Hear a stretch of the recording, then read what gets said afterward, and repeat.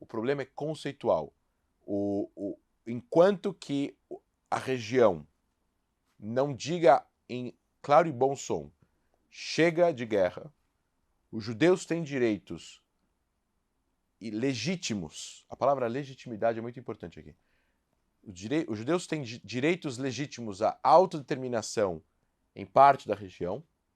Eles têm direito a um Estado judeu em parte da região. Enquanto que a parte conceitual do entendimento dessa afirmação não for resolvida, não tem solução. Porque a solução, ela parte do princípio que os judeus têm legitimidade de ter um Estado naquela região. Aconteceu muitas coisas erradas dos dois lados, muita gente expulsa dos dois lados, mas a gente tem que entender que a gente não vai conseguir consertar o que aconteceu lá atrás. Sim. E a gente tem que olhar para frente. Os palestinos não vão para nenhum lugar. Os judeus e Israel não vão para nenhum lugar. Israel é um país estabelecido, com uma economia de quase $500 bilhão, uma potência militar não por vontade, e sim por necessidade. Não há nenhum orgulho e nenhum... Sim, sim. Assim, o exército ele existe porque sem ele o país não existiria. É muito simples. Se o Hamas abaixar as armas em Gaza, tem paz no dia seguinte. Vai abaixar. Se o Israel baixar as armas, não tem Israel no dia seguinte. Mas isso não é uma frase de efeito jargão. É verdade. Se não existisse um exército de Israel, o que impediria o Hamas de invadir o território israelense com soldados além de mísseis?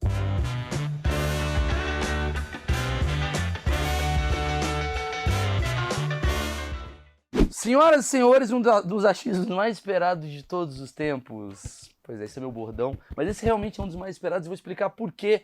Primeiramente, Marcão, tudo bem? Tranquilo? Tudo bem. Tudo bem? Tá bem? Beleza. Tudo Seguinte, bem? a gente recentemente colocou aqui um vídeo da Mainara. Mainara, ela representa, né? Ela é uma estudante, ela falou bastante sobre Palestina, a família dela é de lá, ela nasceu no Brasil, mas ela fala bastante sobre Palestina. E, obviamente, esse vídeo deu uma viralizada na comunidade judaica. Muita gente ficou, pô, isso daqui não é verdade, tal, tal, tal. A gente ia fazer de qualquer maneira, a gente chegou a conversar com alguns, mas está no final do ano, a gente acabou não fechando. Vamos estender, em vez de estender, vamos já adiantar esse que a papo. gente sempre tem essa ideia, né? De ouvir os dois lados, porque a gente é burro, a gente não sabe de nada. O meu objetivo é colocar dois juntos. Aí eu quero ver se... Maurício... Mas não é Nando Moura e João o Zezinho lá brigando pra dar audiência. É uma coisa bacana. Quem sabe um dia a gente faça isso. E aí, eu trouxe aqui um dos maiores especialistas no assunto, cientista político, André. André tá indo pra Jovem Pan agora, né? Eu vi que você tava indo, André Lage. Comentar Oriente Médio na Jovem Pan. Comentar Oriente Médio. Tranquilinho, né? Tranquilinho. Tranquilo, né? Um trabalho Tá pacífico. de boa. E o André, cara, foi muito generoso em ceder o espaço dele, estamos aqui pra falar. E, cara, lembrando, quem tá assistindo isso daqui, a minha função não vai ser de contestar, bater boca. Aqui é um lugar onde a minha ignorância vai prevalecer. É um assunto que eu sou bem ignorante, assim como todos os outros que passam aqui pelo achismo. Então eu estou representando não só a você, como o Marcão, que é o mais ignorante de todos os diretores do país. Exatamente. Dito isso, corretamente. André, você é um cara que... você é judeu, obviamente. Você nasceu no Brasil. Sim. Tá. A gente pode falar um pouco sobre Israel também e sobre o povo judeu. A Mainara, ela veio aqui e, obviamente, eu recebi algumas mensagens. Muitas pessoas pedindo para te chamar. A maioria das pessoas chama o André para fazer, né, o contraponto e tal. E muito na questão que eu acho que ficou meio mal compreendido, vamos dizer assim, o termo, tô tentando aqui meio... que sobre a questão geopolítica da coisa, porque ela falou que a Palestina, na verdade, tem esse fato, né? Não sei nem esse fato, mas tem essa questão toda que o povo palestino, ele é o oprimido e o povo judeu, ele é o opressor. O que a Mainara falou, basicamente? Que acabou a Segunda Guerra Mundial, chegou ali, depois de um tratado, jogaram a Palestina, falou assim, o pessoal da Palestina vai ter que dividir o espaço com o novo Estado que surgia, que é o Estado de Israel, porque foi decidido isso. E ok, mas aí a coisa começou a ficar complicada, e os vizinhos não gostavam, aí começou a ter bomba e até hoje a gente vive esse caos. Eu queria ouvir a sua versão, como é que é a versão judaica dessa história toda, para quem sabe no futuro a gente botar os dois aqui pra gente entender. E se eu fizer isso, eu canto We Are The World. Eu vou te dar a versão acadêmica, não a versão judaica, porque eu acho que não tem que existir a versão árabe, a versão judaica, a versão muçulmana. Tem que existir a versão O fato. do fato, né? Contextualizado. E eu acho que o mais importante é, sabe aquela coisa, sabe aquelas anedotas, aquelas charges, até desenho animado que você chega no meio da cena e você conclui algo completamente errado do que aconteceu. Então, assim, é muito fácil colocar Israel ou os judeus como culpados e os palestinos ou árabes como vítimas se você começa a história em 48. Só que a história não começou em 48. A história começa muito antes. 48 foi o ápice de um monte de revoluções, o fim da Segunda Guerra Mundial, a criação da ONU, a descoberta do maior genocídio da história, o Holocausto, que é único, exclusivo ao povo judeu, não o genocídio, mas o Holocausto. Né? O Museu do Holocausto fala da especificidade do fator único do Holocausto, da forma como foi feita, etc e tal, o sistema industrial de morte através de câmaras de gás com o povo judeu. E aí você tem um monte de coisas acrescidas a isso. Agora, a história não começa em 48. É muito fácil falar, eles chegaram, judeus da Europa, numa região onde já existia um país, expulsaram as pessoas e fundaram o país. Então, por isso que eu falo, isso é uma versão. Mas essa versão, qualquer pessoa em sã consciência vai ficar do lado do expulso. Sim. Mas não foi isso que aconteceu. Não foi dessa forma, não foi dessa maneira. Aquela região é uma região que nunca teve um Estado nacional, naquela época, até que eu estou falando até aquela época, chamado Palestina, e nem um Estado nacional chamado Israel. Agora, se você voltar para trás na história, você não pode decidir parar, sabe aquele quando você joga stop, M, vou parar em M, não vou até Z. Não, você tem que ir até Z. Para você chegar na história, você tem que ir até Z. Se você entender profundamente o que aconteceu na região, não adianta você, por uma questão que convém à pessoa que está explicando, para proteger um ponto de vista, escolher o ano que ela vai começar a história. Ou você conta tudo ou você não conta nada. Ela chegou até a falar, né, do imperador, ela chegou a comentar um Ela negócio. comentou, mas tu deve estar falando de algo mais atrás ainda, né? Gente, eu tô falando o seguinte, aquela região foi uma região primeiro que a humanidade, Sim, pelo que se acho tem que esse é o lugar. conhecimento, nasce na África, falam que o primeiro homem veio da Etiópia, né, o homem eretus, né? E você tem também a região do Levante, né? A região do Levante, que até então era uma região que era entre o mar Mediterrâneo e a Ásia, que a Ásia Menor, por exemplo, a região onde as pessoas chegavam de barco. Você tem que imaginar que não tinha avião, não tinha carro, não tinha trem, não tinha nada, então as pessoas viviam na costa, né? Porque era da onde as pessoas chegavam com as embarcações. Então, eventualmente andando ou peregrinando ou com embarcações, elas chegavam naquela região. Então, assim, os judeus são descendentes de uma região chamada Judéia. E Judéia é hoje o sul da Cisjordânia. Os judeus viviam naquela região, tiveram reinados naquela região, e eu não estou agora trazendo uma justificativa bíblica para algo histórico, porque a gente tem que enxergar a história de forma Geopolítica. clínica e geopolítica. Então, assim, não estou trazendo dogmas ou fé nem nada disso. Mas aquela região foi conquistada por impérios, a gente aprende na escola isso. Você tem o Império Romano, você tem o Império Grego, você tem o Império Mameluco, você tem o Império Persa, você tem o Império Árabe. Então, assim, opa, chegamos no Império Árabe. O que significa império?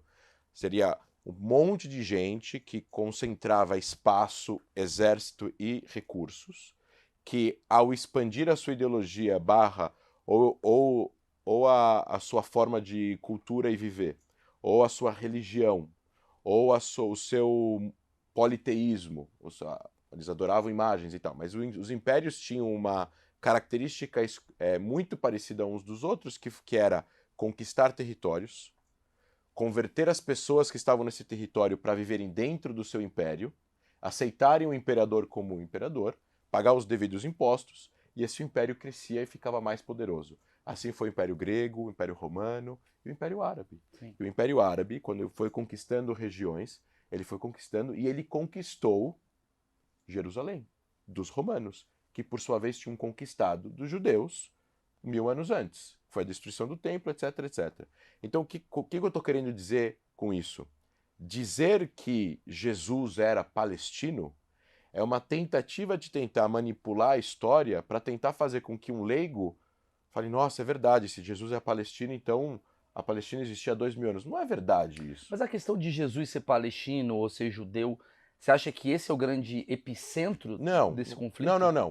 O que Não, a sim, sim, porque assim, muita gente fala, né? É daqui, é dali. o que eu tô querendo dizer é que assim, você tem como proteger um ponto de vista entendi. Uma palestino, narrativa. você tem como proteger o direito do povo palestino, você tem como proteger a dignidade que os palestinos têm que receber, sem precisar falar que Jesus era palestino, porque isso não é verdade. Jesus era judeu, ele rezava no templo em Jerusalém, aquela região estava na mão dos judeus, romanos, e os romanos perdem a paciência com os judeus, destroem o templo e expulsam todo mundo. A história de Massada, a história de Jerusalém, a história de outras cidades que teve fuga de judeus, até que os judeus, muitos ficaram lá e muitos fugiram, seria o segundo exílio judaico. Tá. O primeiro 700 anos antes e o segundo em 70 depois de Cristo.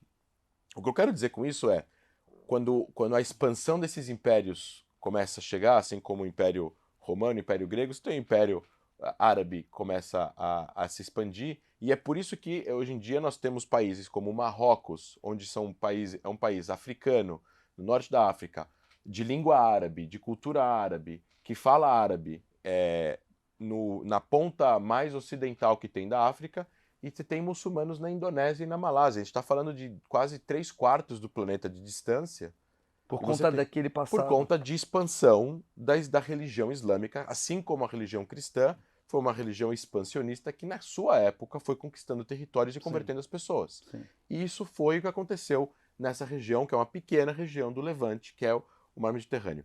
A questão é que lá surgiu o judaísmo, lá surgiu o cristianismo, então aquilo se tornou muito importante também para o Islã como a religião monoteísta, a última religião monoteísta a surgir na Terra. Então, trazendo um pouco a história um pouco mais para cá, que você está respondendo a sua pergunta, os judeus, como estavam espalhados ao redor do mundo na sua diáspora, foram expulsos de diversas regiões ao longo dos últimos 2000 anos. Mas as mais notórias são a Inquisição, que a Espanha e Portugal expulsam os judeus, e a Segunda Guerra Mundial, com a perseguição aos judeus. Antes de você continuar, desculpa te interromper. Por que os judeus sempre foram expulsos? Por que teve essa questão sempre forte com esse povo, com essa cultura? Eu acho que os judeus não são os exclusivos que foram expulsos, mas os judeus talvez são os únicos que sobreviveram todas as expulsões. Você deve ter tido há 1000 anos, há 1500 anos, outros povos que a gente não tem conhecimento, que devem ter sido expulsos também. E nunca mais conseguiram mas se reerguer. Exato. E aí Então você diz que perdeu. é um povo resiliente. Exato. O que acontece é assim, o judeu, antes de ser religião, ele era um povo, o povo hebreu. Os judeus são descendentes do povo hebreu.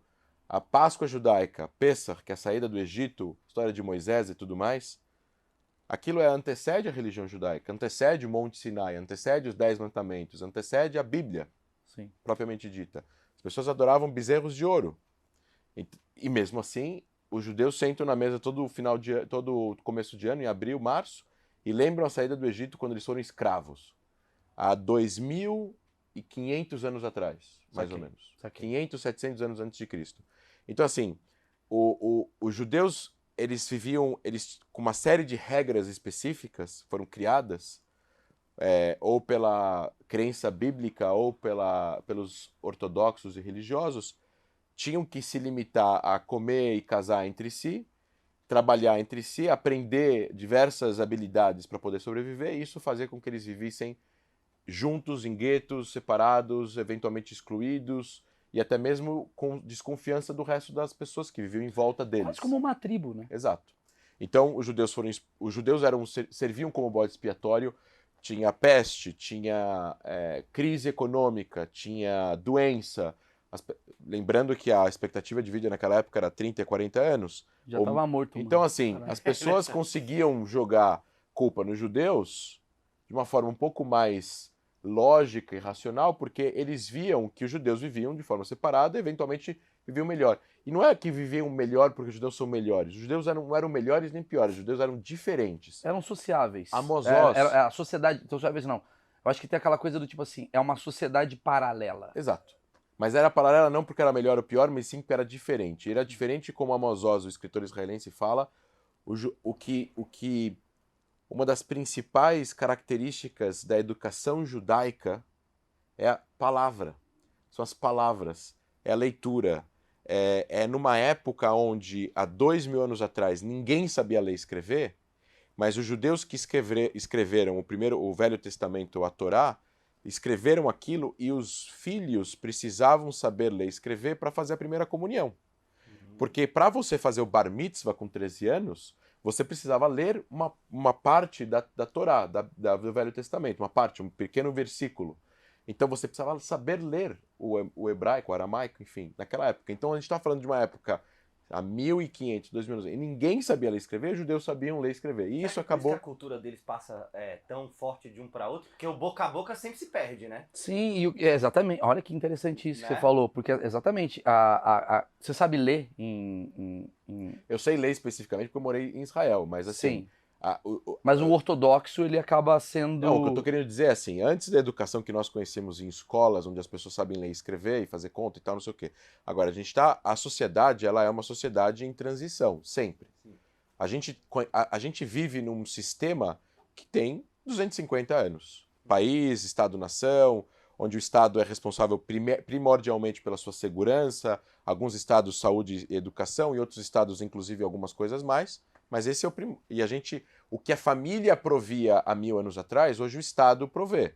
Segurança, saúde, educação. Há 1000 anos atrás, o Estado não existia. Existiam reinados, mas o reinado não era responsável pela sua segurança. Então, quem era responsável pela sua segurança? Era a família. A sua família. E a sua família estendida, o seu bairro, os seus tios, os amigos dos seus tios, os seus vizinhos, a comunidade. Então, você ficava doente, quem cuidava de você?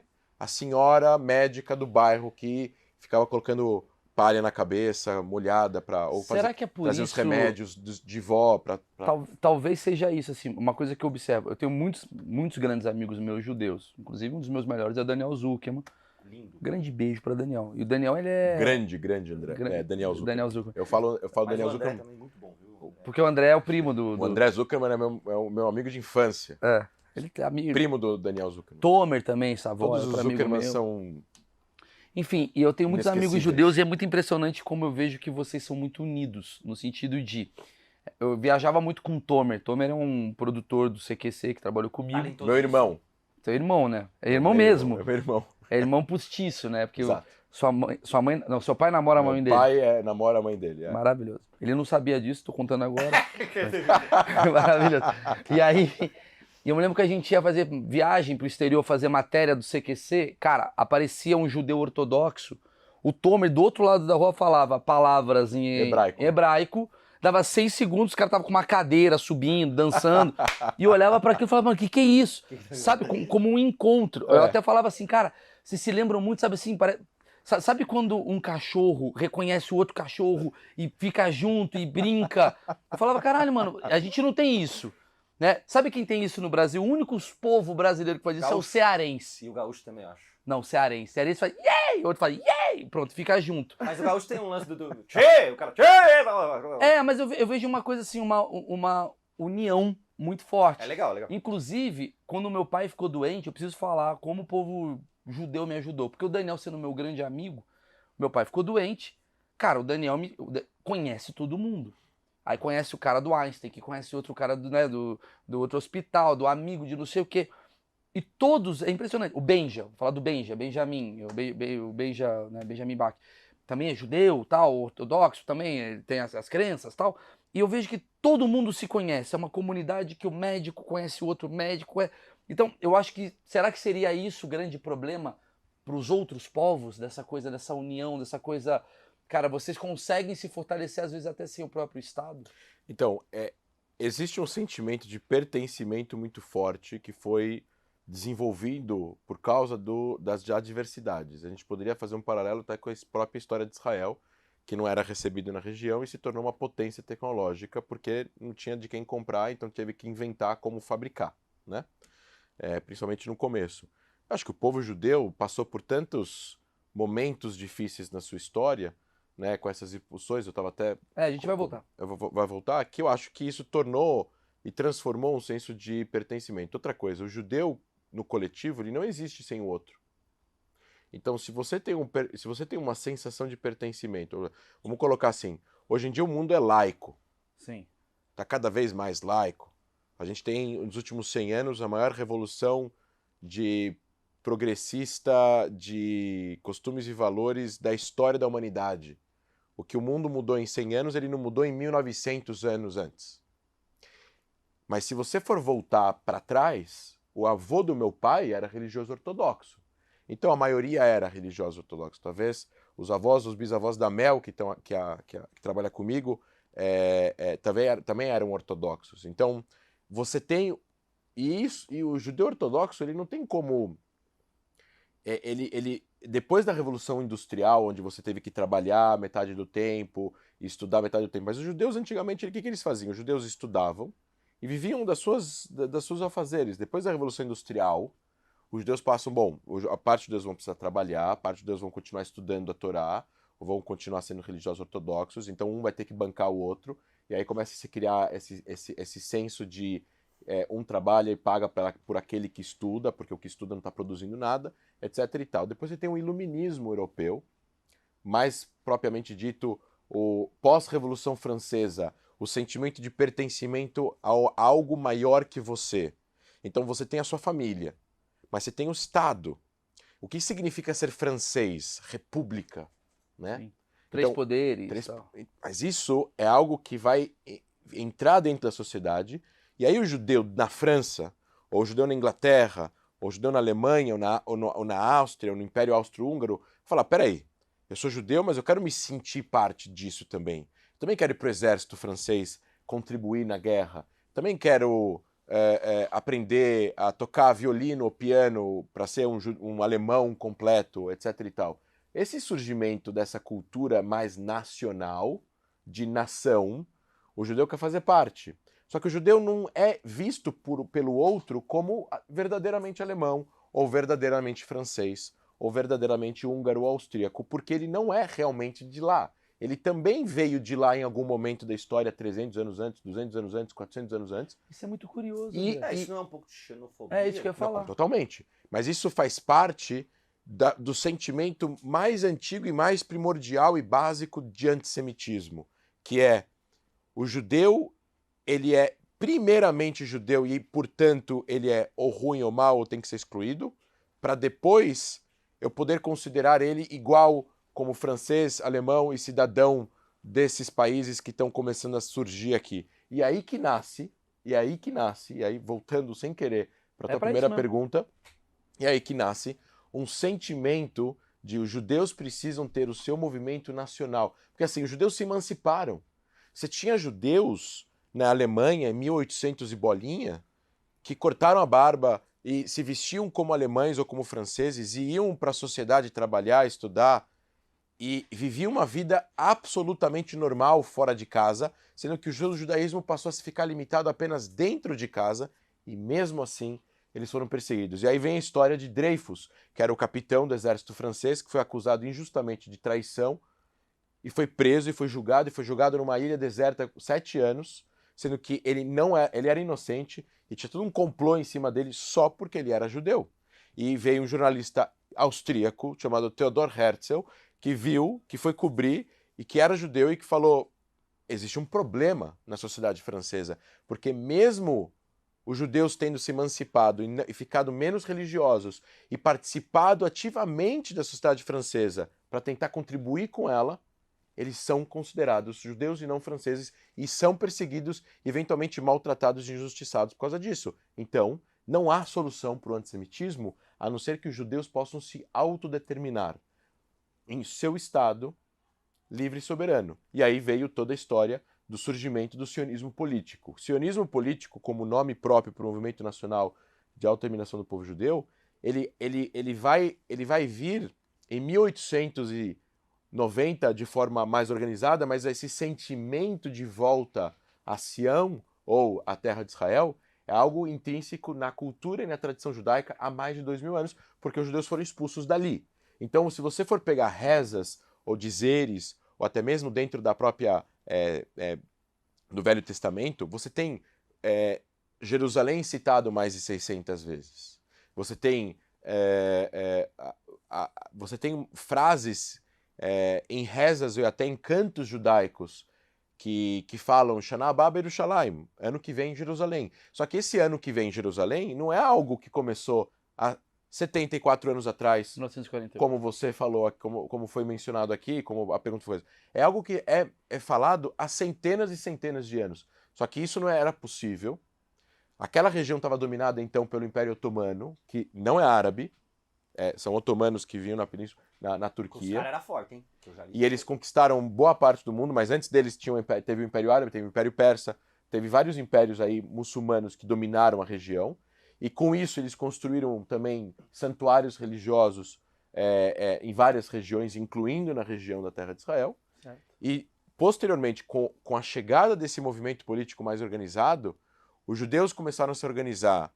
Eles criaram um movimento, criaram organizações, começaram a arrecadar dinheiro e começaram a comprar terras na região da Palestina. A região da Palestina era uma região que compunha um território que a gente poderia dizer que hoje em dia seria a Jordânia toda, Israel toda, Gaza, Cisjordânia, uma parte do Líbano, uma parte da Síria. E a palavra Palestina vem de filisteus, filisteus vem do grego, era um grupo de pessoas que vieram da ilha de Creta, 700 anos de Cristo, invadiram o mar invadiram a costa mediterrânea, foram expulsos, eram grandes inimigos dos judeus na época, estou falando de 1700 anos atrás, e os romanos, para poder humilhar os judeus, quando eles destroem o segundo templo, eu não estou dizendo que isso aconteceu, eu estou dizendo que é o que as pessoas acreditam que tenha acontecido, tá? Porque a historiografia, pelo menos dessa parte, é o que a humanidade conhece como mais ou menos o que aconteceu. Sim. Se você escavar lá, é mais ou menos o que tem lá. Parece que teve um templo, parece que teve não sei o quê, parece que tinha Sim, é uma história muito antiga. Então, é através da arqueologia que as pessoas mais ou menos entendem. Você teve um historiador muito famoso chamado Flávio Josefos, que é um cara que viveu há 500 anos atrás, que é um cara que escreveu mais ou menos como a história daquela época aconteceu. E a palavra, os impérios, quando destruíam outros povos, eles mudavam os nomes dos locais para poder quebrar a cultura. Era mais ou menos assim que eles faziam. Imaginem que era uma cidade que não tinha internet, não tinha Google, não tinha livro, não tinha nada. Então, como é que você quebrava a cultura de um povo? Você mudava o nome. Então, Jerusalém virou a Aerocapitolina. O nome Jerusalém desapareceu. E eles chamaram a região de Assíria Palestina. Por isso Palestina. A terra dos filisteus. Para poder humilhar os judeus, que eram da Judéia. Então, e eu não estou agora menosprezando em nenhum momento o nacionalismo palestino, a gente vai chegar lá, mas eu estou trazendo um dado histórico em relação ao nome, à nomenclatura. Por que chama-se E outra Palestina? coisa, em árabe não existe a letra P. Então, é Palestine Sim. em árabe, não é Palestina. É Palestine, com F. Tipo o Brasil com Z dos gringos, né? Mais Então ou lá é menos. Paquistão também. Ah, Deixando ali, ó. claro. Você Não, tá mas, ligado, mas, hein? mas no Afeganistão não se fala árabe, se fala Pashtu. Ah, tá. Então eu errei. totalmente. Puta, mas aí... Achei que eu tava bem. Não, também. Mas é mais ou menos por aí. A letra A, no árabe não se tem a letra P, então é F. Tanto que em hebraico e árabe é muito parecido, são línguas irmãs. E em hebraico, a letra P e a letra F é a mesma letra. Só tem um ponto no meio de diferente. Em hebraico. Sim. Mas é só para vocês entenderem que também é muito porque parecido. vieram da mesma gênese, né? Vieram da mesma, Uhum. né? São povos semitas, né? Sim, São sim, povos descendentes de Abraão. Então, assim, nós temos aí o surgimento desse movimento nacional, e esse movimento nacional acabou trazendo os judeus em 1800 e bolinha, assim, já tinha os judeus vivendo lá nas cidades sagradas, Jerusalém, Safed, Tiberíades, Hebron, que eram cidades onde são cidades sagradas religiosamente falando. Jerusalém, não precisa explicar. Hebron estão enterrados os patriarcas e as matriarcas, Abraão, Isaac e Jacó, Miriam, Sara e Leia estão enterradas em Hebron. que é a cidade da terra, a cidade de Jerusalém, a cidade do fogo.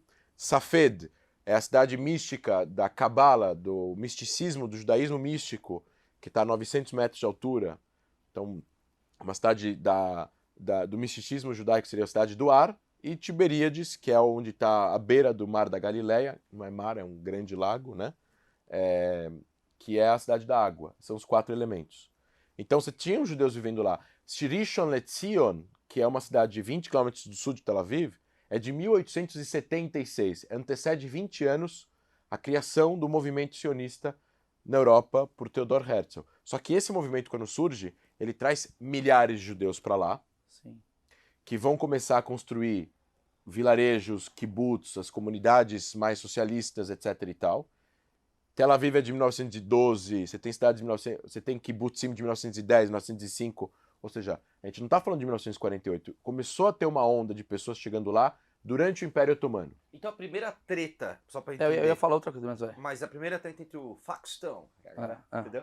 Não é facção, caralho. Não, facção não. Não, é que eu não tenho feito. Palestina. É, Palestina. Isso, não é facção. Mas aí naquela época não é Palestina- Palestina contra Israel. Não tem não, nome, não, o nome tá não, burrão, não tem velho. Eu nome. quero entender. Eram Tá árabes. burrão, tá burrão. Começou um problema naquela região entre árabes e judeus. Tá. Porque os árabes começam A assim. comprar, né? Os judeus começam a Os comprar. judeus compraram É. 2.500 quilômetros quadrados e a região inteira, se você incluísse Jordânia e Gaza, tem 30 e poucos mil quilômetros quadrados. Não é, é menos de 10%. Não, tudo bem, mas assim, é onde começa uma coisa Mas assim. o que começa a incomodar é que começa a ter um movimento por parte dos judeus, naquela região específica, de um movimento nacional, onde os judeus que viviam no Iraque, porque eles tinham sido expulsos de algum lugar que foram para o Iraque, os judeus que viviam na Líbia, os judeus que viviam no Marrocos, não tinham uma vontade de movimento nacional dentro da região.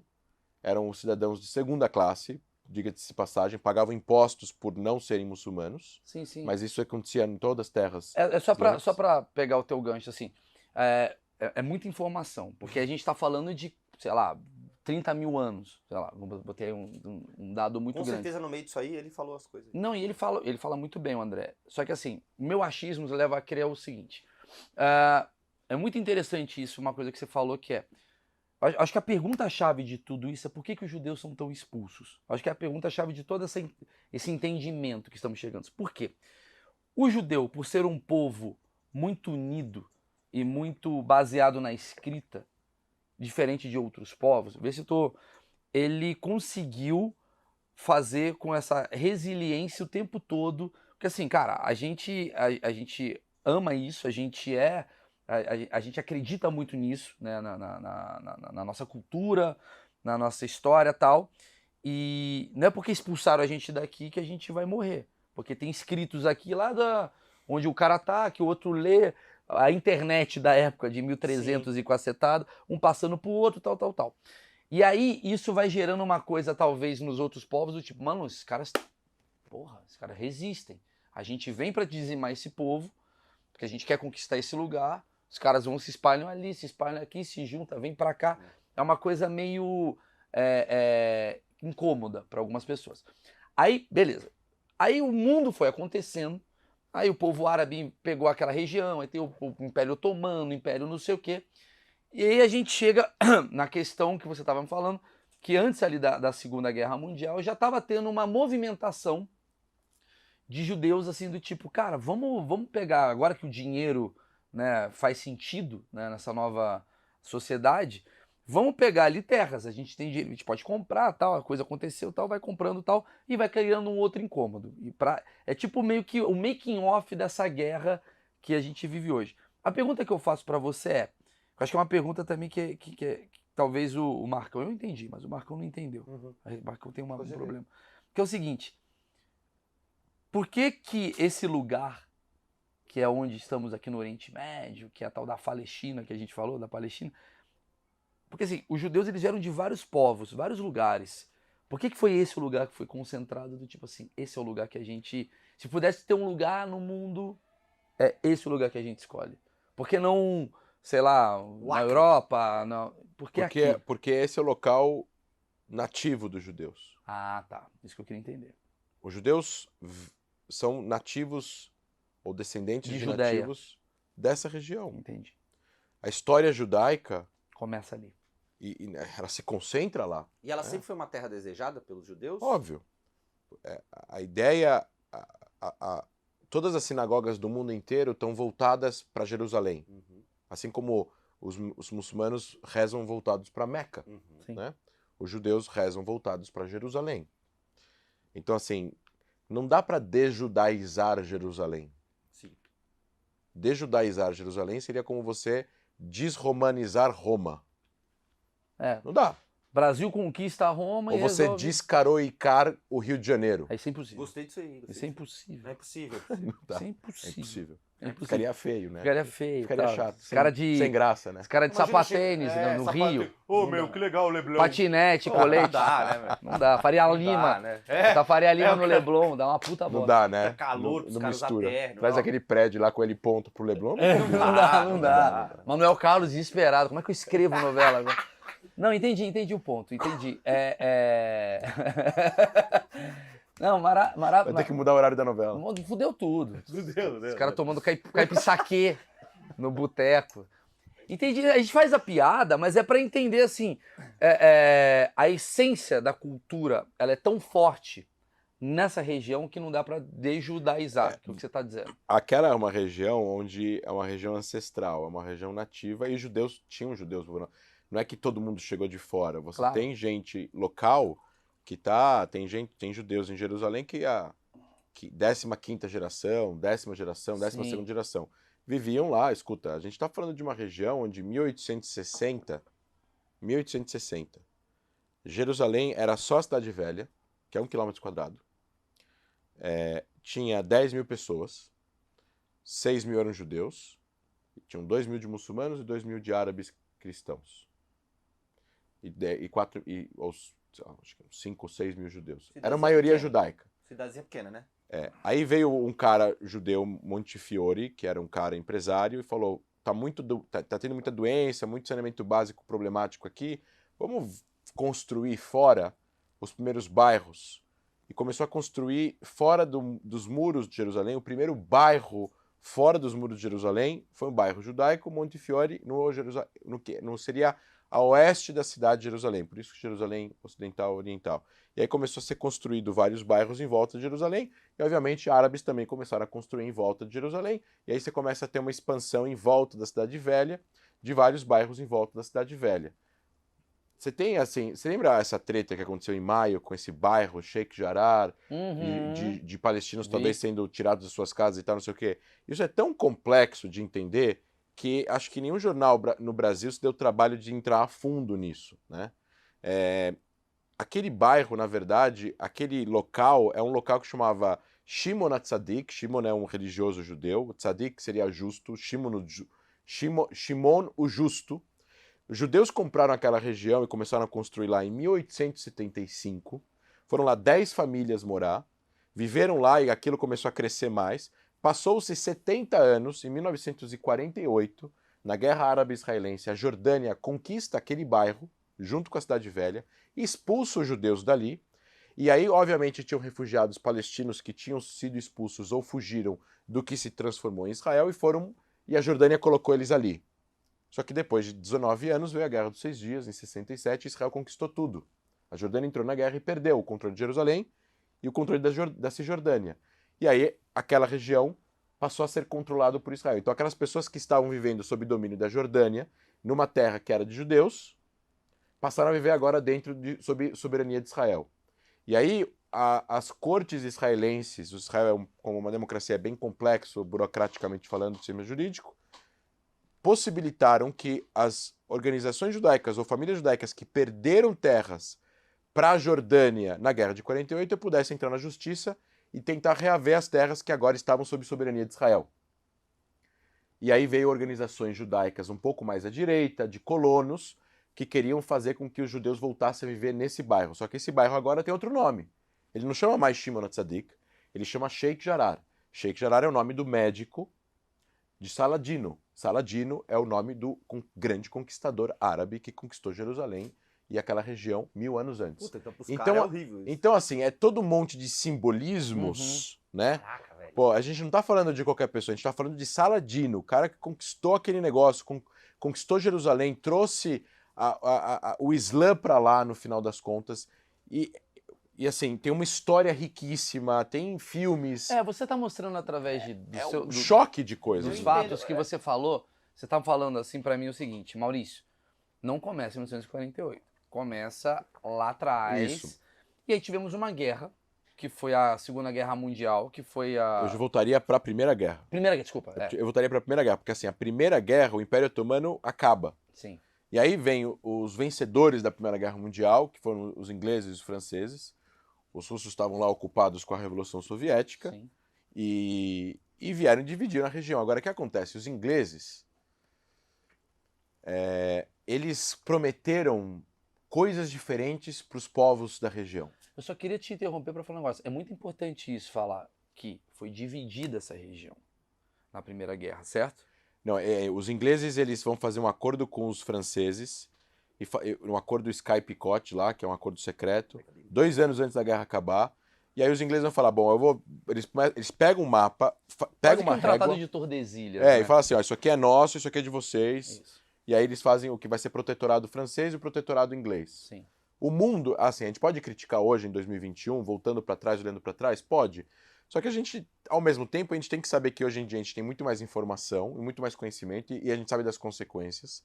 É que naquela época o mundo funcionava daquele jeito. Era dos fortes. As pessoas faziam... Os impérios, os países que ganhavam, eles faziam desse jeito. Então, assim, os ingleses e os franceses ferraram com o mundo, para não falar outra palavra, ferraram. Não deu certo muita coisa que eles fizeram, mas muita coisa que eles fizeram não deram certo. Talvez agora eles estão conseguindo consertar a própria história e muita coisa, mas assim, eles fizeram muita coisa ruim.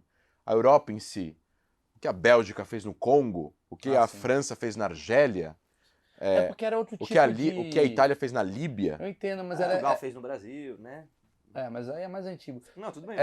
O que era, mas eu entendo isso daqui que você está querendo dizer, porque era um outro tipo de soberania, era outro tipo de cabeça. A régua era diferente. A régua era diferente.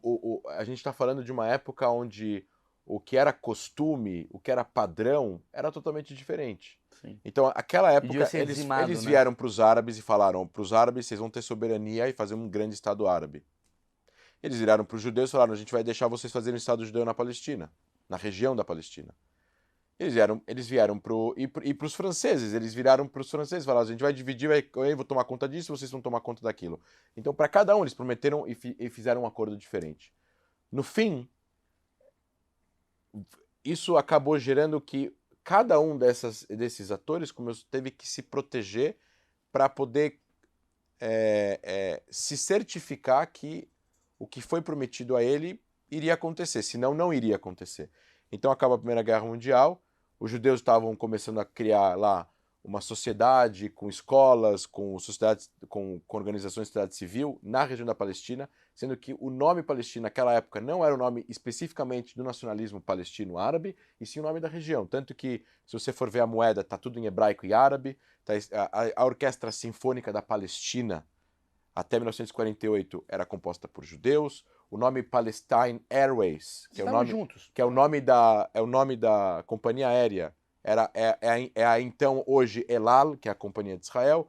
A Palestine Electric Company é a mesma empresa da empresa elétrica de Israel. Juntos. O nome Palestina não era uma coisa que era voltado para o nacionalismo palestino especificamente naquela época. E mais uma vez eu estou me certificando aqui de que eu não estou em nenhum momento aqui menosprezando o nacionalismo palestino. Eu respeito, eu aceito. E eu te falei, você falou para a Mayara, que esse é um grande sonho que não só eu, mas muita gente tem, que é um dia a gente ter a paz naquela região. Mas assim, eu estou trazendo dados específicos, assim, não tem como falar que não. O nome Palestina naquela época, em 1920, 30, 40, antes da fundação do Estado, era um nome que era usado por ambos. E no final das contas, isso acaba trazendo muito desconforto para os árabes, porque aquela região era uma região que foi por muito tempo árabe-muçulmana, dominada por impérios muçulmanos ou impérios árabes. Então, na hora que chega uma coisa que não é nem árabe nem muçulmana, que é o povo judeu, que morava lá e juntou os judeus que vieram de vários lugares, falaram, a gente quer fazer um Estado bem aqui isso no pós meio... Segunda Guerra, você tá falando. Isso pós-Primeira Guerra. Primeira Guerra, desculpa. Mas Primeira Guerra. A ideia de Estado vem desde Sim, 1890. sim, a ideia de Estado de Mas a forma coisa política. concretizada. Aí o negócio começa a ficar complicado. Vem ataques de árabes contra judeus, aí revides de judeus contra árabes, aí você tem grupos paramilitares que são criados, que começam a se proteger. Aí vem a revolta, a grande revolta árabe em 36. Aí vem a proposta dos ingleses de 2 estados. Aí os ingleses tiraram a Jordânia da história, tiraram uma parte da Palestina da história, 78% da região, e fizeram um reinado hashemita da Transjordânia. Então limitou a região da Palestina para a costa apenas, que seria o que vocês conhecem, aquele triângulo, porque a Jordânia inteira agora estava fora de questão. Foi criado um Estado árabe na Palestina. Um Estado árabe na Palestina chama-se Jordânia. Só que aquilo lá não está com o nome Palestina, está com o nome Jordânia. Quer saber? Troca o nome Jordânia para o Palestina e tira a estrela da bandeira da Jordânia. Sim. É a bandeira da Palestina. Caceta. É a mesma bandeira. Sim, sim. Aliás, a bandeira dos Estados Árabes todas foram criadas pelos ingleses e pelos franceses. As cores, os formatos, Até hoje tá são igual. são muitas bandeiras, por isso que as bandeiras são parecidas.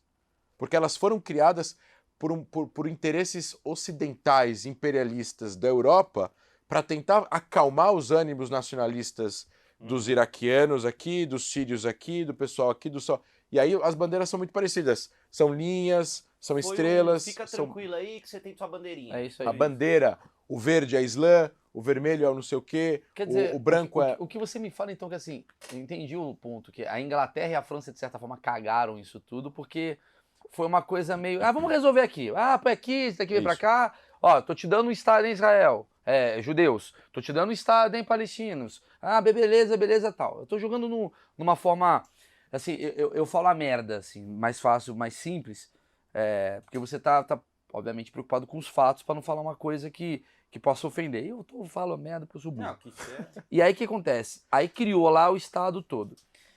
E aí, a partir do primeiro dia que esse estado ele já é criado ali, já começam esses conflitos.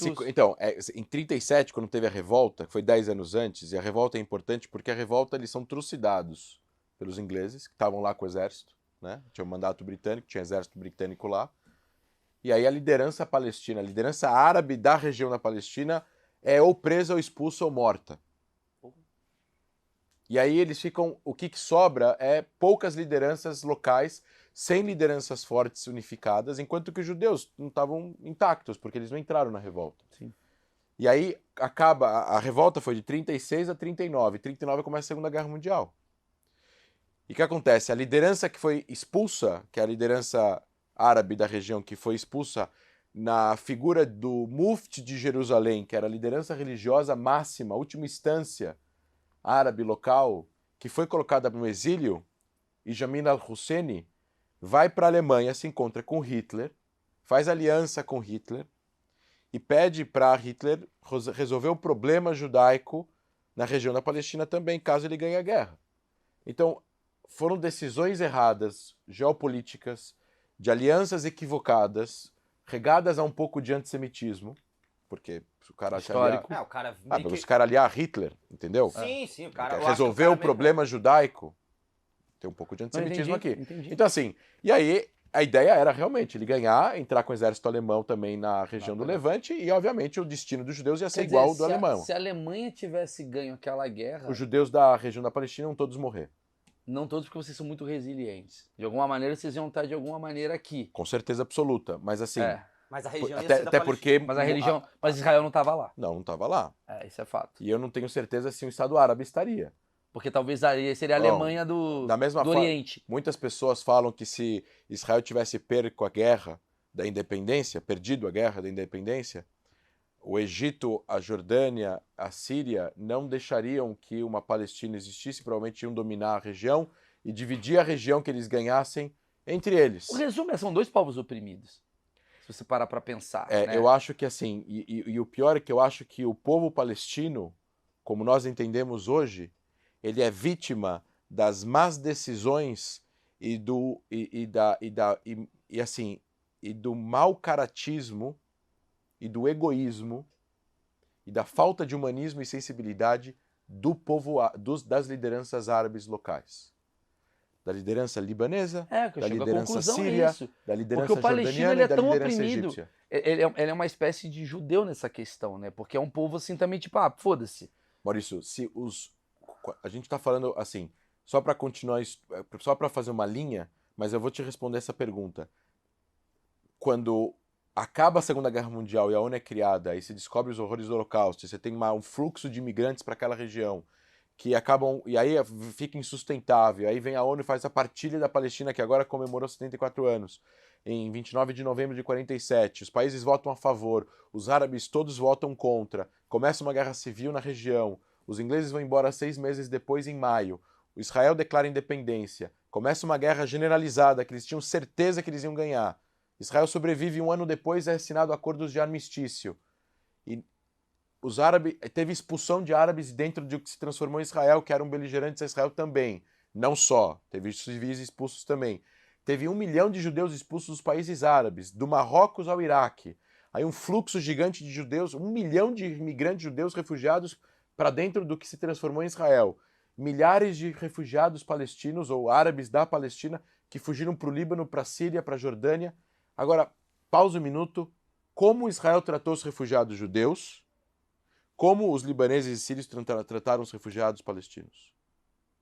E quem é descendente de palestino sabe muito bem que os árabes que ficaram em Israel, 200 mil, que hoje são 2 milhões, receberam cidadania. Olha como moram os árabes em Israel e olha como moram os refugiados palestinos no Líbano, em campos de concentração, em campos de campos de refugiados, não campos de concentração, em campos de refugiados, cercados por muros, sem direitos de estudar direito, engenharia, nada. Eles estão dentro de um país árabe, que eles poderiam ter sido ajudados. E ninguém está falando para eles perderem a identidade palestina, mas eles não têm cidadania, eles não têm direito a voto, eles não têm direito a comprar terreno, eles não podem estudar engenharia, direito, medicina. Eles são oprimidos dentro do Líbano. Resumindo, você está falando então assim, que a treta, né? A gente usa treta, mas a confusão entre Palestina e Israel tem a ver com os árabes em volta. Também, Claro, óbvio, é um óbvio, povo óbvio, oprimido. óbvio. Os dois são Eu só tô povos querendo oprimidos. deixar numa- Os dois são povos oprimidos, pelo que a gente está vendo aqui, da história. Né? E vítimas de impérios e de países interesseiros na região. E aí eu te pergunto. E quando acaba a guerra da independência, e você tem a faixa de Gaza dominada pelo Egito e a Cisjordânia dominada pela Jordânia, eu me pergunto por que esses países árabes não fundaram um Estado da Palestina nessas duas regiões. Por que eles não fundaram? Porque naquela época esse não era o interesse nem das lideranças e nem do povo. Eu ia te fazer essa pergunta. É- Qual a sua solução que você O vê? problema é conceitual, Maurício. O problema é conceitual. Enquanto que a região não diga em claro e bom som, chega de guerra, os judeus têm direitos legítimos. A palavra legitimidade é muito importante aqui. Os judeus têm direitos legítimos à autodeterminação em parte da região. Eles têm direito a um Estado judeu em parte da região. Enquanto que a parte conceitual do entendimento dessa afirmação não for resolvida, não tem solução. Porque a solução, ela parte do princípio que os judeus têm legitimidade de ter um Estado naquela região. Aconteceu muitas coisas erradas dos dois lados, muita gente expulsa dos dois lados, mas a gente tem que entender que a gente não vai conseguir consertar o que aconteceu lá atrás. Sim. E a gente tem que olhar para frente. Os palestinos não vão para nenhum lugar. Os judeus e Israel não vão para nenhum lugar. Israel é um país estabelecido, com uma economia de quase $500 bilhão, uma potência militar não por vontade, e sim por necessidade. Não há nenhum orgulho e nenhum... Sim. Assim, o exército ele existe porque sem ele o país não existiria. É muito simples. Se o Hamas abaixar as armas em Gaza, tem paz no dia seguinte. Vai abaixar. Se o Israel baixar as armas, não tem Israel no dia seguinte. Mas isso não é uma frase de efeito jargão. É verdade. Se não existisse um exército de Israel, o que impediria o Hamas de invadir o território israelense com soldados além de mísseis. Mas isso que eu queria saber, o objetivo pela qual a Palestina briga com Israel, Israel briga com a Palestina, é basicamente pela posse do território. Mas aí chegamos à conclusão de...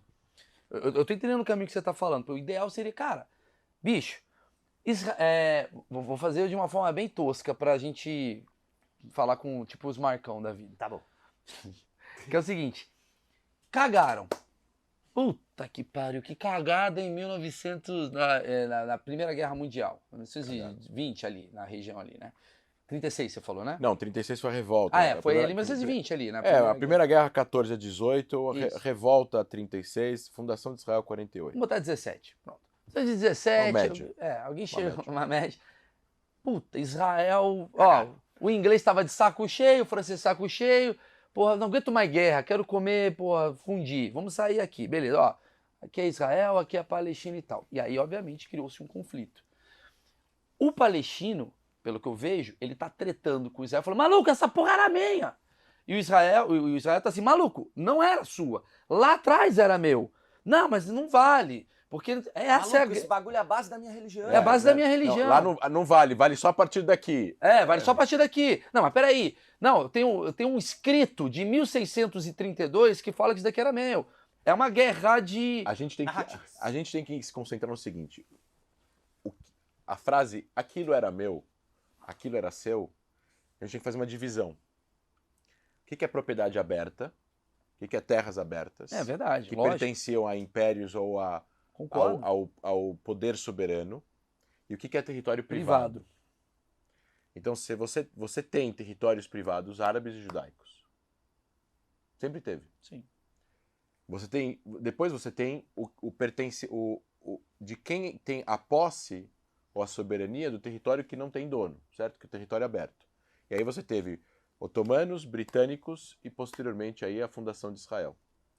O território aberto de Gaza e da Cisjordânia passou a ser do Egito e da Jordânia, que não se preocuparam durante 20 anos em fazer um Estado para os palestinos. Depois Israel conquista tudo na Guerra dos 6 Dias. E posteriormente Israel começa a devolver territórios ou ceder territórios em troca de paz. Era uma equação que Israel criou e falou, land for peace. Você quer a terra, assina a paz aqui. Porque Israel sempre teve uma estratégia de ser reconhecido pela região e poder viver em paz naquela região. E aí você tem, Israel fica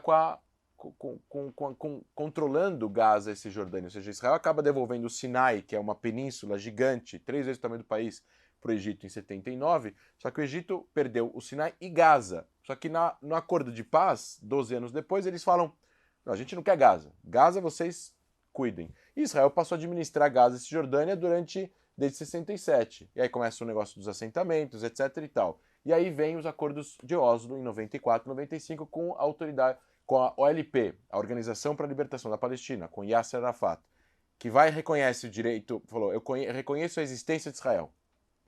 Aí Israel fala, tá bom, eu quero que você reconheça, aí vem os palestinos e falam, eu quero que você reconheça Jerusalém Oriental como capital da Palestina. Aí Israel fala, não, isso a gente deixa para depois.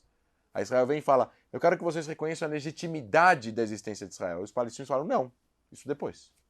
E aí deixam vários temas difíceis para depois. Então o que se assina em 94, 95? Reconhecimento. O princípio.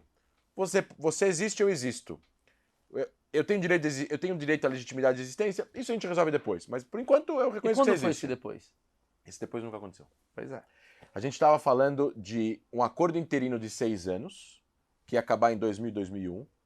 Aí Rabin é assassinado por um judeu extremista, que é o primeiro-ministro de Israel. Aí vem um governo de direita e depois volta para um governo de esquerda de Israel. O primeiro-ministro de Israel ele é assassinado por um judeu extremista, que era contra os acordos de paz.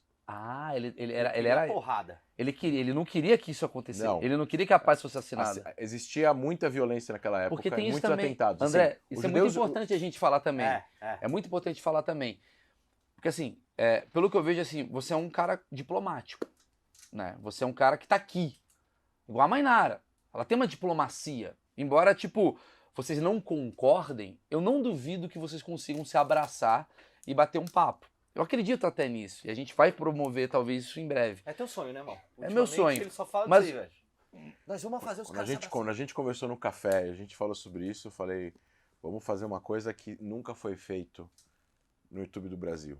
Porque isso é genial isso daqui. Maravilhoso. Porque eu vejo a menina, ela é muito do bem. E esse é um Também cara acho, muito do também bem também. Só que acontece, pessoas que têm uma liderança, como você e como ela, que faz parte de uma liderança, Carrega uma galera, né? ramifica uma galera. E essa galera tem extremista, tem louco, tem psicopata, tem maníaco, tem sensato, tem moderado. E esse é o problema, porque quando a pessoa fala assim, mas Israel tá atacando a Palestina, não necessariamente é o Estado. Ou Palestina tá atacando Israel, não necessariamente é o Estado. Mas não é o Estado, né? Israel, quando ataca a faixa de Gaza, não está atacando a Palestina, está atacando o Hamas. Exato. Mas muita gente confunde e joga numa coisa do tipo, Mas posso fazer estamos Sim. sendo atacados, estão atacando. A gente estava quieto aqui, eles falaram e jogaram uma bomba. Quem são esses eles? Não é o eles, não é... Obviamente já aconteceu coisas do Estado, tá ali por trás, do tipo, peraí, vamos nos defender do Hamas. Mas tem muito cara que é um maluco, que põe a porra de uma bomba. É igual, tipo assim, é igual eu criticar a direita brasileira porque um imbecil bolsonarista foi numa mercearia e explodiu porque tinha comunista. Ou Sei porque lá. não queria usar máscara. Ou o vice-versa. O cara do comunismo foi lá, explodiu. O cara do Porque não tem PSTU. carnaval. O cara do PSTU foi lá e aí você põe toda a esquerda nesse pacote. O que a gente acaba fazendo aqui é um pouco do que acontece lá. É porque a política, ela não é lógica. A Exato. política... Complexa demais. Eu vou citar aqui um amigo de Brasília, o Alon, que me ensinou uma coisa uma vez. Ele falou que política não é lógica. Política é um conjunto de imagens, símbolos e agendas. Vou pegar isso aí pra botar no shorts, que é bom isso que ele falou. Bonito. Peraí. Então, Porra. exatamente isso que eu tô observando, assim. Então, assim, Esse é o problema. porque tem um cara que vai e põe uma bomba e vocês têm uma coisa tipo assim, cara... Os extremistas nessa época, em 95, principalmente o pessoal do Hamas, da Jihad Islâmica, eram completamente contra um acordo entre os palestinos e israelenses, porque eles não queriam que Israel existisse, porque eles, de acordo com a visão religiosa, é que você tem assim, não dá pra falar isso em um podcast só, mas Claro. você tem o fim da União Soviética, a Revolução Islâmica no Irã, a vitória dos Estados Unidos dentro da Guerra Fria, o fim do pan-arabismo, o surgimento do pan-islamismo, grupos terroristas islâmicos, do Islã militante, que coloca em xeque e coloca como reféns, principalmente muçulmanos, que é que eles vão matar, eles vão tentar atentar contra a soberania dos países da região para tentar fazer com que tudo vire uma coisa só, um califado só, que é a mesma coisa que a Al-Qaeda quer, que o Estado Islâmico quer, que o Boko Haram quer, que o Hamas quer. E o Hamas, como movimento de resistência islâmica, Hamas é um acrônimo que fala? Sim. É um acrônimo de Harakat al-Muqawwa al-Islamiyya em árabe, que é movimento de resistência islâmica. Eles têm uma ideologia muito parecida na base que a Al-Qaeda tinha. Tudo é terra islâmica que tem que ser controlada pelo Islã, Sim, de acordo com as regras islâmicas. Não tem democracia aqui. Teocracia. Não tem democracia, não tem parada gay, não tem votação, não tem nada. É a gente que decide. Acabou. Quase que um talibã. Não gostou? Paredão. Então, É mais ou menos isso que o posso fazer Hamas uma faz. relação com a outra entrevista? Eu sei que a gente não está fazendo aqui comparação nenhuma e Sim. nada, mas eu acho interessante que encaixa o discurso de vocês em um certo ponto. Por exemplo, ela reclama... por exemplo, eles falam, pô, vamos jogar no Hamas, a bomba no Hamas, que os caras estão querendo ferrar nós aqui. Aí ela fala, pô, mas peguem gente inocente. Pega. E é óbvio, a guerra é uma merda por causa disso, né? Peguem gente inocente. E aí ela reclama, por exemplo, lembra que ela falou, puta, os caras ficaram me entrevistando no aeroporto 6 horas, eu era uma criança e tal. Claro que tem o Hamas, porque aí tem essa desconfiança. Claro, mas então, tudo é uma coisa que gera outra coisa. Então, eu vou responder isso dessa seguinte forma. No âmbito pessoal, todos nós nos solidarizamos com ela. Eu também. Ninguém quer que pessoas inocentes morram. Eu não quero que ela... Eu não gostaria de saber que uma amiga minha, uma pessoa que eu conheço, ficou 6 horas no aeroporto sendo entrevistada. Mas o mundo real não funciona apenas baseado na solidariedade que nós nos sentimos no âmbito pessoal. No humanismo, né? Lógico. Países são geridos por decisões de interesse nacional de segurança que são mais importantes do que o interesse individual da solidariedade que uma pessoa sente em relação à outra. Claro, Essas coisas têm que ser divididas. claro. Então, na hora que ela está no aeroporto sendo entrevistada, é um saco. É um saco. Mas ela talvez tenha que entender, e eu não duvido que ela, eu duvido que ela não entenda, que eles não fazem isso por diversão, porque quem está entrevistando talvez não tenha saco também de entrevistar todo dia alguém durante 6 horas. Cara, dá pra entender, bicho. Eles estão fazendo isso porque já teve vários atentados lá. O Imagina. primeiro sequestro de avião foi lá, o segundo sequestro de avião também foi lá. Aviões foram sequestrados e levados para lá 2, 3 vezes na década de 70, na década de 80. Quando ninguém fazia fila e raio-x em aeroporto nenhum no mundo, lá tinha raio-x e O extremismo gera o então, preconceito. não tem muito o que Essa é fazer. a grande Ferra com a verdade. galera. E sobre civis morrer, eu digo assim, não tem nenhuma força aérea no mundo que faz mais para evitar que civis do outro lado não morram e não sejam atingidos. E eu não estou falando algo que eu escutei, eu estou falando que é algo que eu vi. Eu fui da inteligência da Força Aérea de Israel por 2 anos. E eu trabalhei, durante a guerra de 2012, eu salvei vida de palestinos para eles não morrerem em ataques como efeito colateral, porque eles estavam perto de onde o Hamas estava jogando foguetes, ou porque o Hamas estava jogando foguetes que desgovernadamente caíam dentro da faixa de Gaza, não conseguiam passar a fronteira e os estilhaços desses foguetes matavam crianças palestinas também. André, Eu tenho amigos meus que salvaram palestinos que estavam com o peito aberto de foguetes do Hamas. E soldados de Israel arriscaram a vida para salvar crianças palestinas dentro da faixa de Gaza sob fogo do Hamas, que estava atirando neles, sabendo que eles iam salvar a vida de palestinos na casa do lado. Ou seja, é muito paradoxal o que eu estou falando. claro. É muito paradoxal. E isso não sai em nenhum lugar. Não, aqui no Brasil chega só aquelas imagens horríveis que a gente vê. Sai as bombas. Mas é óbvio que, assim, do lado dela, eu entendo assim, você está falando de um grupo de pessoas que tem foguetes e que são 50 mil homens armados em Gaza, que pegaram uma região com 2 milhões de habitantes baixo reféns, e do outro lado, um dos exércitos mais fortes do mundo. Só que eu vou contar um segredo. A quantidade de força física, força de fogo que Israel usa numa guerra contra o Hamas é 10%, 8% do que Israel tem. Porque não dá para usar e porque não se deve usar tudo a força que tem para uma guerra pontual contra o Hamas na faixa de Gaza, porque não é uma guerra total. Eu acho que o grande lance também é a questão de... É muito difícil avaliar a guerra, tanto que você vai ver os Estados Unidos perdeu para Vietnã uma guerra... Terreno, Quer dizer, eles dizem que eles ganham, né? Mas assim, é perdido por conta de terreno. E tem outra coisa também. Vocês têm um exército de inteligência e tem um cara aqui que põe uma bomba e não tem um princípio. A criança no meio de uma parada. Entendeu? Porque culturalmente vai para outros lados tal. Cara, a conclusão que eu chego. Diga. Não, ele fala assim: o sonho, você falou assim, esse pós nunca chegou. Tentou-se chegar em 2000, tentou-se Eu chegar ia falar essa pergunta. tentou-se chegar em 2008, com o primeiro-ministro Olmert, que ofereceu 100% da região, não sei o quê, só que assim, sempre travava em alguma coisa. E essa trava, sempre do lado palestino era recebida, eles falavam não, e não tinha contraproposta. Então assim, eu quero comprar um prédio, quero comprar uma casa, te ofereço X, você fala não, X não. Mas você não me devolve uma contraproposta? Ó, por X menos Y, por X mais Y, sim. Aí eu falo, não. Assim, Você acha que é um ressentimento desse lado? Não, eu tô falando assim, a liderança palestina hoje não tem interesse no fim do conflito. Por quê?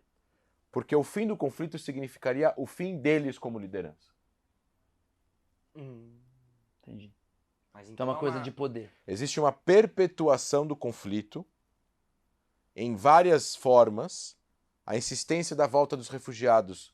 Não existe volta de refugiados. Na história da humanidade não existe direito do retorno. A resolução 94 da ONU, que muitas pessoas, ativistas anti-Israel, vou colocar assim, fala, elas estão lendo uma parte. Mais uma vez, aquele negócio do... Eu vou pegar o que interessa para mim para o argumento. Se você pegar a resolução 94 da ONU, de 1950, não está escrito que os refugiados têm direito de retorno. Ela está falando outra coisa lá. Então, assim, tem que resolver o problema dos refugiados palestinos? Tem. Esse problema foi aumentado. Ela falou aqui com 5 milhões de refugiados. Ela chegou a falar Não sei. sobre 5 milhões de refugiados. São os descendentes dos refugiados que já estão morando nos Estados Unidos, na França, na Inglaterra, no Brasil, com cidadania, com passaporte, com todos os direitos civis que eu tenho, que você tem, e mesmo assim eles fazem parte de uma agência da ONU de refugiados. Só que eles não vivem como refugiados. Quem vive de verdade como refugiado palestino, curiosamente, paradoxalmente, tristemente, são palestinos que vivem no Líbano, na Síria e na Jordânia. Em 3 países árabes muçulmanos. Você me diz então que, por exemplo, uma coisa que a Mainara falou, que é muito interessante para os Estados Unidos ter um apoio, uma base num lugar onde os Estados Unidos têm muito interesse. Isso foi uma coisa bem falada. Foi? Foi. Bom, os Estados Unidos não tem nenhuma base militar em Israel. Mas... Mas sabe onde eles têm? Ah, Na Arábia Saudita, sim. na Turquia, Não, no tudo bem, Catar. mas os Estados Unidos têm uma boa relação com Israel. Tem, mas as bases militares dos Estados Unidos estão em todos os países árabes. Mas qual que é o menos interesse em dos Estados Israel. Unidos? Mas Olha acho que que- curioso. Mas você acha que existe um interesse assim, nossa, como os Estados Unidos ele é bonzinho e está ajudando Israel, ou tem um interesse por trás e é por isso que faz esse povo árabe falar, ei, Não. peraí, não é o Israel que está querendo me ajudar aqui. A gente teria que fazer um podcast só se falar sobre a relação Puta, Estados Unidos fudeu. e Israel. Assim, Não, quando tu falou de inteligência, eu já falei, é outro podcast É, também, não, tá ligado? os Estados Unidos têm uma relação cultural com Israel por vários motivos. Uma relação. Israel ajudou a construir os In- Estados Unidos, né? Então, assim. Não, Israel não. Os judeus Os judeus, ajudaram quer a dizer, construir os judeus. Estados Unidos. Você tem a maior população judaica do mundo em Nova York. 2,5 milhões de pessoas. Você tem 5,5 milhões de judeus nos Estados Unidos, o que é uma parcela relativamente muito grande de pessoas comparado com o resto do mundo. O segundo colocado seria a França com 600 mil. Tirando Israel, tá? Você tem uma questão cultural democrática que quando Israel foi estabelecida e depois Israel os judeus Israel em si foi estabelecida como um país socialista em 48, ajudado pela União Soviética, que vendia armas para Israel através da Tchecoslováquia, quando toda a região estava com embargo militar, inclusive dos Estados Unidos. Só que com os crimes de Stalin, com a ditadura, com a Guerra Fria aumentando, com a prisão de lideranças judaicas, com a proibição da prática do judaísmo na União Soviética, os judeus se afastam. Sim. E aí começa um processo de aproximação de Inglaterra e França e posteriormente Estados Unidos. E aí Estados Unidos vai vir como a potência mundial, que vai emergir cada vez mais, e vai enxergar Israel como um asset, como um tesouro importante para eles, porque aquele país ali é um país democrático, é um país que vai proteger interesses democráticos posteriormente, então, de livre mercado, dentro de uma região que toda ela é pró-União Soviética.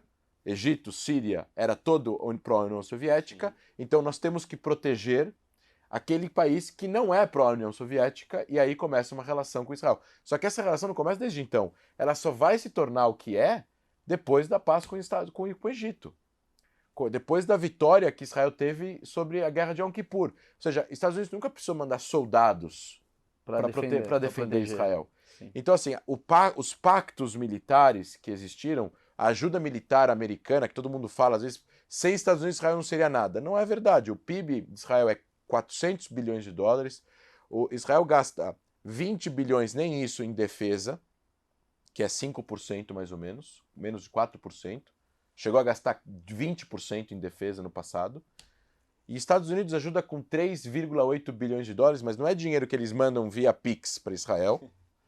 É um crédito na indústria bélica americana. Eles não dão ponto sem nó também. Ah, esses caras, hein, velho. Então, Israel pega uma listinha, que nem você tem no supermercado, mas eu posso comprar no seu supermercado. Então eles falam assim, ó, o que você quer? Aí Israel vai. Eu preciso de aviões, eu preciso disso, eu preciso de munições, eu preciso de mísseis, eu preciso de tecnologia e tal, não sei o quê. E eles enviam para Israel, e aí sai o dinheiro do Departamento de Estado americano e vai para a fábrica Lockheed Martin, Boeing, etc, as milhares de empresas que vão acabar pagando os seus salários, e aí gira a economia Injeta na dentro da economia e o dinheiro volta para o Departamento de Estado porque vai pagar imposto, Claro. que vai pagar imposto, que paga imposto, que vai pagar salário, o cara vai no supermercado, o engenheiro lá vai comprar uma casa e por aí vai. Só que eu vou contar um outro segredo, que não é segredo, para terminar. Não, imagina. Estados Unidos faz isso com 50 países, não só com Israel. Sim. E entre esses países, um monte de países árabes recebem ajuda americana. Arábia Saudita. Então a Emirados Arábia Árabes. Saudita não recebe ajuda de Emirados crédito. Árabes, né? Também não recebe. Não são, recebe? são países muito ricos. Eles compram dos Estados Unidos. Podem ter algum subsídio e tal, não sei o quê. Mas quem recebe? A Jordânia recebe, o Líbano recebe, o Egito recebe. Marrocos recebe. Todos esses países Interessante. recebem ajuda, menos que Israel. O segundo, Israel que mais recebe, depois vem o Egito. Recebe 2 bilhões. Isso está de acordo com o acordo de paz entre Israel e Egito, que fez com que o Egito saísse do eixo soviético e fosse para o eixo ocidental, Sim. europeu-americano. E desde então o Egito é o maior parceiro para a estabilidade da região de Israel. Era o maior inimigo, hoje é o maior parceiro. Então, assim, não é uma... Essa ajuda americana, essa coisa dos Estados Unidos, é muito mais forte do que apenas... é interessante os Estados Unidos ter uma base lá. A base dos Estados Unidos na região não é ali. Os Estados Unidos não tem soldados em Israel. Os soldados americanos estão na Arábia Saudita, no Catar, nos Emirados Árabes. É um interesse cultural, você diria? É um interesse estratégico de valores. Meio que... De valores, porque assim, é muita coisa junta.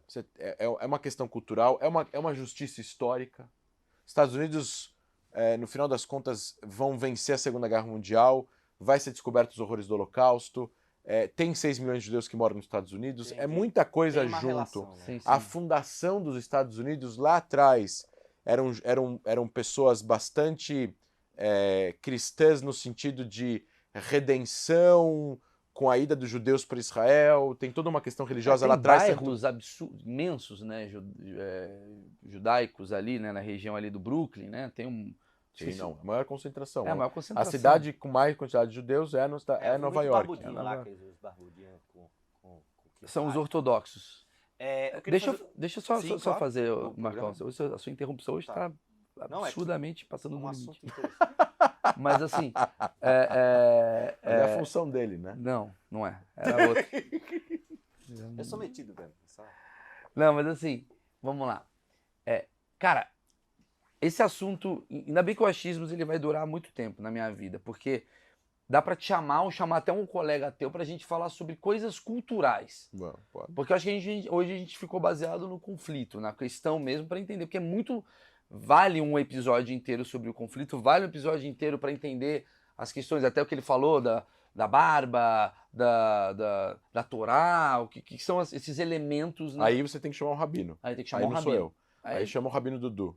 Rabino Dudu foi citado aqui. Já foi? Rabino Dudu. Foi citado. E aí a gente vai trazer um rabino, vai entender... Ou o Rabino Sani também. O Rabino Sani também foi citado, não foi? Também foi citado. A gente fez Grande um show Sani. com ele uma vez. O Sani é sensacional. Eu e o Zuckerman. Eu estudei com ele na escola. Eu e o Zuckerman, o André, Aí. estudamos com o Sani. Aí, ó, todos os caras... O Sani era um peste, ele driblava a professora com estojo. Judeu é Maravilhoso. aquele cara assim, você não é o filho do fulano, que é filha do ciclano? Mais ou menos É um isso. interiorano, né?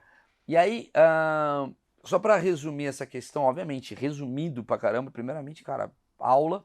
Tem um livro aqui muito legal que você me trouxe, que eu faço questão, que é assim, A Indústria de Mentiras, a mídia, academia e o conflito árabe-israelense de Ben Dror Yemini, tá certo?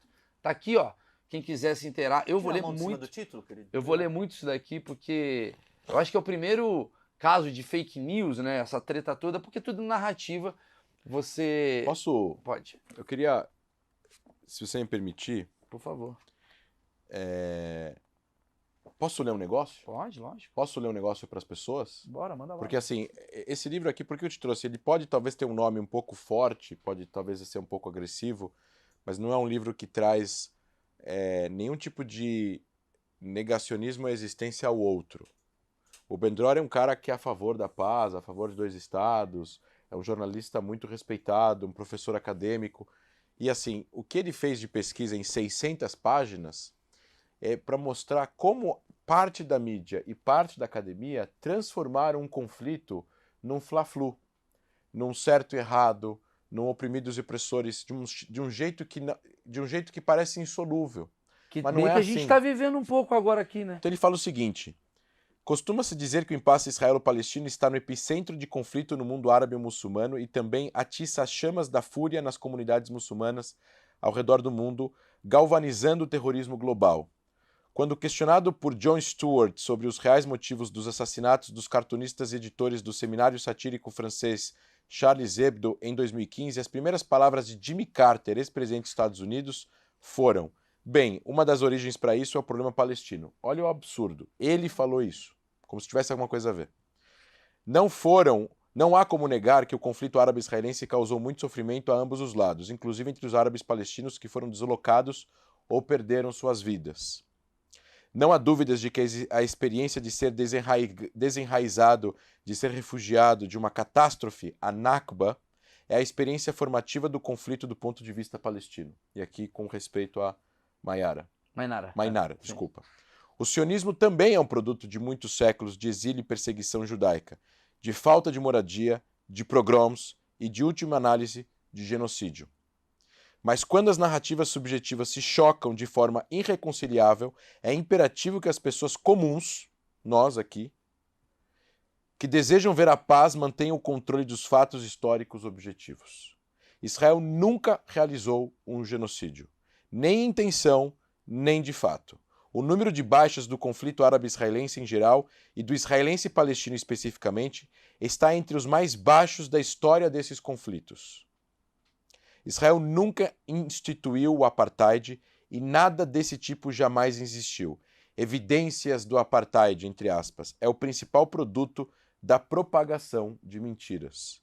A indústria de mentira criou uma das maiores fraudes das últimas décadas. Uma fraude de proporções históricas até mesmo épicas.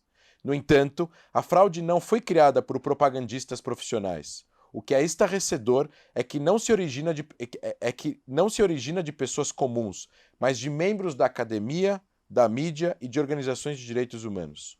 Muitos deles são pessoas decentes e bem-intencionadas que querem um mundo melhor, mas isso não diminui a gravidade da fraude, só aumenta a nossa necessidade, nossa dificuldade em lidar com ela. Tô acabando. A mentira é vitoriosa. Essa fraude faz as pessoas acreditarem que o Estado de Israel é um dos países mais perigosos para a paz mundial, segundo as pesquisas de opinião em todo o mundo. A grande fraude do Ocidente, consagrada não apenas no jornalismo e na academia, mas também em importantes instituições globais, como o Conselho de Direitos Humanos da ONU, que, a propósito, 1/3 é países ditatoriais que fazem parte do Conselho de Direitos Humanos da ONU. Tipo, o Irã é presidente da Comissão de Mulher do Conselho de Direitos Humanos da ONU. Para por aqui já, né? Opera em conjunto numa campanha paralela de incitação e inimizade contra judeus e Israel no mundo muçulmano.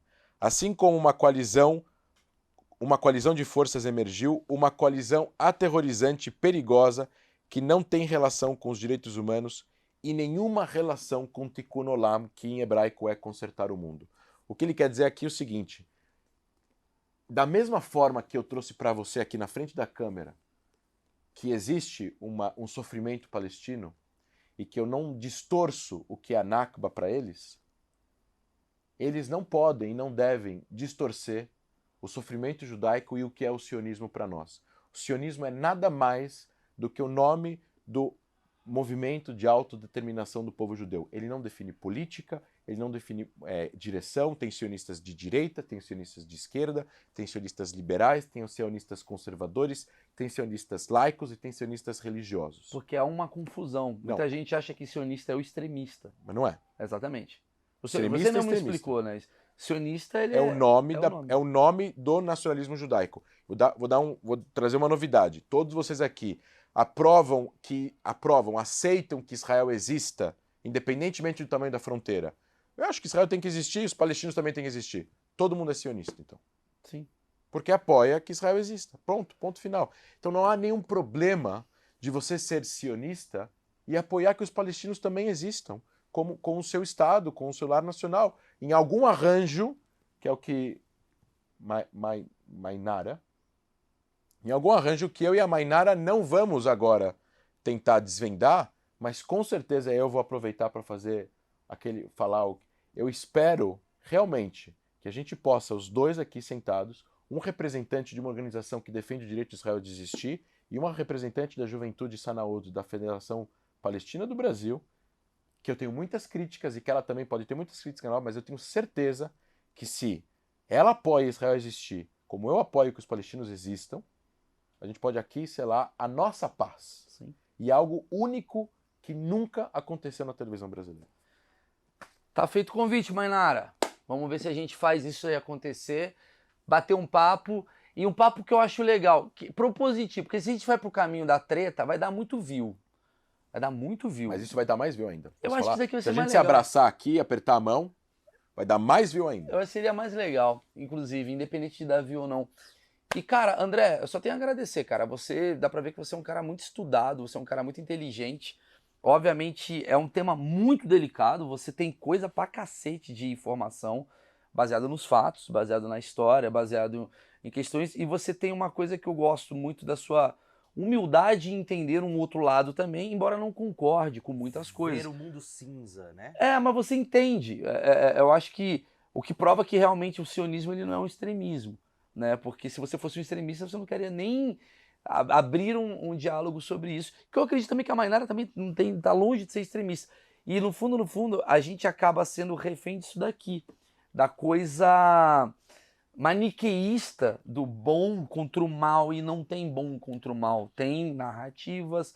É o que você falou pra mim, cara, que eu nunca vi essa versão é muito legal um judeu falando, cara, a gente acha que rolou uma cagada, agora não tem muito o que fazer. O melhor que fazer é esquecer um pouco desse passado antigo, de conflitos e tal, de egos e tal, e daqui, como é que a gente resolve? Como é que a gente resolve a partir de agora? Como é que a gente pode fazer uma coisa que não tem um extremismo ressentido de ambos os lados? Acho que é isso, né? Foram mais de 160 anos de conflito. Você tem mortes de ambos os lados, atentados, pessoas perderam pais, irmãos, filhos. Eu não espero que a gente tenha uma relação que nem Israel tem com os Emirados Árabes, que nunca lutaram uma guerra e nunca ninguém morreu de ambos os lados, lutando entre eles. Então é aceitável que exista um problema e que exista uma frieza dentro dessa relação. Ao mesmo tempo, a gente tem que olhar para frente, para as próximas gerações. A gente vai educar os nossos filhos para serem ressentidos, ou a gente vai educar os nossos filhos para amarem os seus vizinhos e brincarem com eles e fazerem negócios com eles. Então acho que é isso. Eu não espero que ela morra de amores pelo sionismo, mas eu espero que ela entenda que o sionismo não é aquilo que estão dizendo. E que ela não fale para os outros brasileiros, que não tem nada a ver com história, que sionismo seria uma forma radical de nacionalismo, porque não é. É apenas o nome próprio de um nacionalismo, como o nacionalismo norueguês, brasileiro, argentino, e saudita e jordaniano, não importa. A gente não precisa morrer de amores, mas a gente precisa só aceitar que nenhum dos dois vai embora. Então a gente vai precisar chegar num acordo para que os dois possam existir. E aceitando que os dois têm direito de existir e legitimidade de existir, a gente resolve a parte conceitual. Resolveu a parte conceitual, vai restar a parte técnica. E a parte técnica deixa para eles resolverem lá, porque a gente mora aqui. Exatamente. Maravilhoso, cara. É o máximo que a gente pode fazer. Sensacional, André. Obrigado. Ó, as redes sociais, você gostou do papo do André. André, que já é muito querido e conhecido aí na comunidade, tá aqui na própria descrição do vídeo. Eu só tenho a agradecer, especialmente também agradecer o cônsul, cara, que chegou, o Raf, né? Raf Erdlich. Eu não consigo falar. Eu tenho meu A garganta dele tem umas a garganta coisas, dele são boas. Queria agradecer ele, que fez, de certa forma, essa aproximação. E é muito legal, cara. Eu acho que isso que o achismo nos traz, assim, que a gente consegue dar um microfone para ouvir versões. E isso que é o importante. Cada um tem a sua versão e, no fundo, a gente chega à conclusão que é a mesma ideologia, que é todo mundo quer uma paz. Todo mundo quer seu cantinho pra se chamar de meu. Todo mundo quer ficar de boa, cara, mas as pessoas elas não sabem como fazer isso. Aí eu termino com uma frase em hebraico, uma parte de uma música israelense, Veyaseh Shalom Aleinu Ve'al Kulam, e que façamos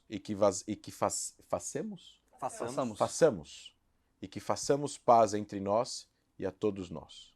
Sensacional, gente. Obrigado. Lembrando, se você quiser ver o canal de cortes do Achismos, tem bastante. Se você gostou de um trecho específico, provavelmente está lá no canal de cortes, você quer mandar para alguém, de preferência para um palestino, para um judeu, né? Para falar, ó, como é que a gente pensa aqui, ó, como é que um cara que representa essa questão de alguma forma aqui no país pensa, para ver que não é uma coisa radical nem de um lado nem de outro, e sim uma coisa descontextualizada muitas vezes. Obrigado a todo mundo pela audiência, deixa o like que André vai zarpar para Los Angeles, que eu tô ligado. E vai me trazer 3 iPhones. Valeu, Curtou? gente. Tchau, tchau.